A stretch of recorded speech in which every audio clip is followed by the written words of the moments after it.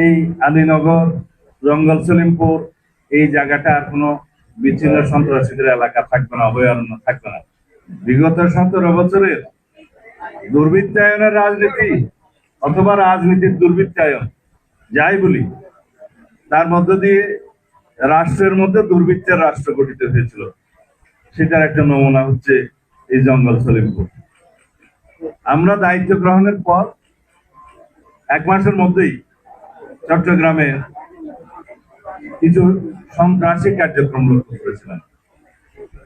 কিছু ব্যবসায়ীর বাসভবনে গিয়ে অত্যাধুনিক অস্ত্রসজ্জিত হয়ে গুলিগালাজ করার পরে, তাদেরকে হুমকি ধমকি দেওয়ার পরে চাঁদা আদায়ের জন্য আমরা বিষয়টা খুব গুরুত্ব সহকারে নিই। তখনই আমরা সিদ্ধান্ত নিয়েছিলাম তাদের অভয়ারণ্য আগে নষ্ট করতে হবে। তার অংশ হিসেবে মার্চ মাসের 9 তারিখ মনে হয় আমরা এখানে একটা যৌথ অভিযান পরিচালনা করি। এখানে আমাদের পুলিশ, র্যাব, বিজিবি, সেনাবাহিনীর সমর্থন নিয়ে আমরা একটা ব্যাপক তল্লাশি অভিযান চালাই। কিছু অস্ত্র উদ্ধার হয়েছে এবং কিছু সন্ত্রাসী আটক হয়েছিল। তবে আমাদের লক্ষ্যমাত্রা অনুযায়ী আমরা সেটা করতে পারিনি, কারণ কোনো না কোনো কারণে হয়তো এই তথ্যগুলো ফাঁস হয়ে যাওয়ার কারণে তারা আগে থেকে সাবধান হয়ে গিয়েছিল বলে আমার মনে হয়। যাই হোক, এখানে যে সিসিটিভি ক্যামেরা বসিয়ে, বিভিন্ন পাহারাদার বসিয়ে যেভাবে এলাকাগুলো তারা নিয়ন্ত্রণে রেখেছিল, সেগুলো ভেঙে দেওয়া হয়েছে। কিন্তু আমরা অবাক হয়ে গেলাম যে রাষ্ট্রের বিরুদ্ধে চ্যালেঞ্জ ঘোষণা করার মতো সন্ত্রাসীদের দুঃসাহস কিভাবে হলো। তারা এই রাস্তা কেটে ভেকু নিয়ে এসে, বুলডোজার নিয়ে এসে রেবের আন্ডার কনস্ট্রাকশন ক্যাম্প ভেঙে দেওয়ার সাহসটা প্রত্যেকদিন পায়। তাদের সাথে কারা জড়িত, এই জায়গার জমি দখলের সাথে কারা জড়িত, এগুলো আমরা এখন ফাইন্ড আউট করেছি। আজকে 12টার সময় আপনাদের সাথে বা 12টার পরে কথা হতে পারে, আবার সার্কিট হাউসে আমরা একটা সমন্বয় সভা করবো সকল বিভাগীয় প্রধানদের নিয়ে।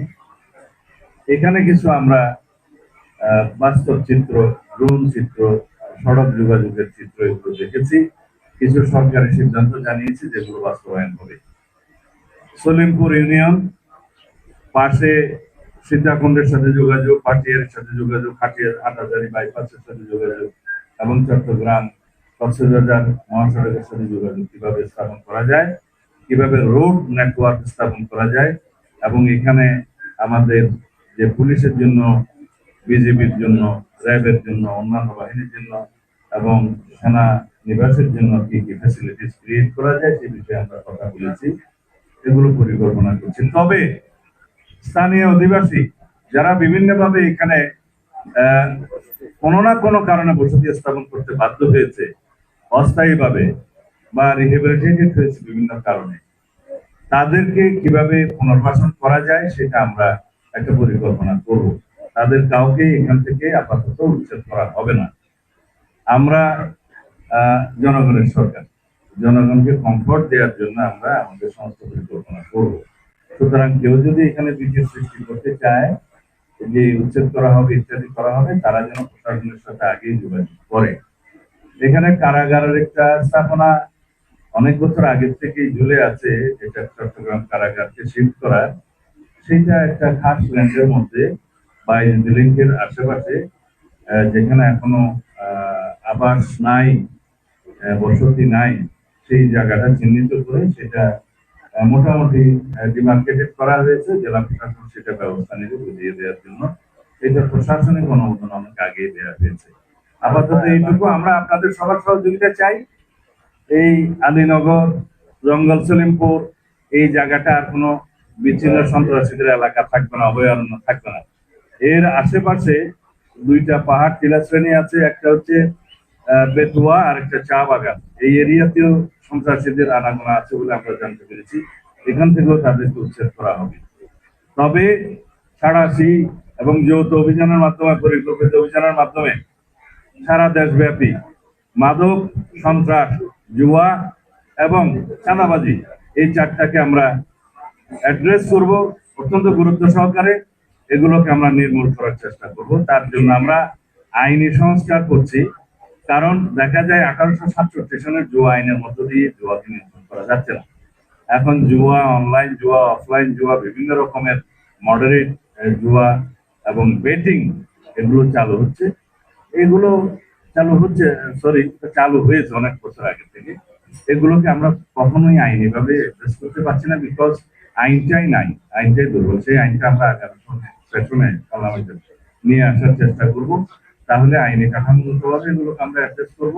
একই সাথে মাদক নিয়ন্ত্রণ আইনে আমরা যাতে স্পেশাল ট্রাইব্যুনাল স্থাপন করতে পারি সেই সংশোধনীটাও আনবো। এখানে হাজার হাজার মাদকের মামলা আছে যেগুলো পেন্ডিং হয়ে আছে বছরের পর বছর, সেগুলো নিষ্পত্তি হবে। এইভাবে আমরা আমাদের দেশকে বাঁচাতে পারি, যুব সমাজকে বাঁচাতে পারি। আর কিশোর গ্যাংয়ের যে উৎপাত হয়েছে সেটার জন্য আমরা কিছুটা আইনি সংস্কার আনতে হবে, যে কিশোর গ্যাং বলতে কত বয়স পর্যন্ত তাদেরকে কিভাবে কি সুবিধা দেওয়া যায়।